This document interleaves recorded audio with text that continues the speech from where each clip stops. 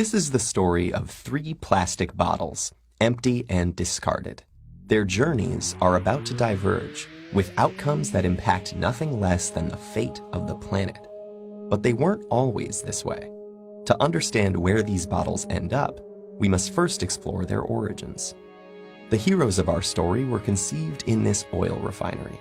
The plastic in their bodies was formed by chemically bonding oil and gas molecules together to make monomers.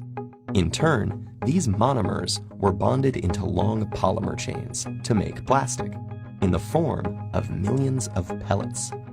Those were melted at manufacturing plants and reformed in molds to create the resilient material that makes up the triplets' bodies. Machines filled the bottles with sweet, bubbly liquid, and they were then wrapped, shipped, bought, opened, consumed, and unceremoniously discarded. And now here they lie, poised at the edge of the unknown. Bottle 1, like hundreds of millions of tons of his plastic brethren, ends up in a landfill. This huge dump expands each day as more trash comes in and continues to take up space. As plastics sit there being compressed amongst layers of other junk, rainwater flows through the waste and absorbs the water-soluble compounds it contains, and some of those are highly toxic. Together, they create a harmful stew called leachate, which can move into groundwater, soil, and streams, poisoning ecosystems and harming wildlife. It can take bottle 1 an agonizing 1,000 years to decompose. Bottle 2's journey is stranger, but unfortunately no happier.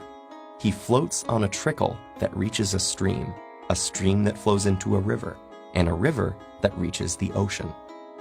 After months lost at sea, he's slowly drawn into a massive vortex where trash accumulates, a place known as the Great Pacific Garbage Patch.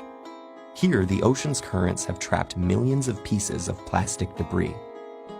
This is one of 5 plastic-filled gyres in the world's seas, places where the pollutants turn the water into a cloudy plastic soup. Some animals, like seabirds, get entangled in the mess. They and others mistake the brightly colored plastic bits for food. Plastic makes them feel full when they're not, so they starve to death and pass the toxins from the plastic up the food chain. For example, it's eaten by lanternfish. The lanternfish are eaten by squid. The squid are eaten by tuna. And the tuna are eaten by us.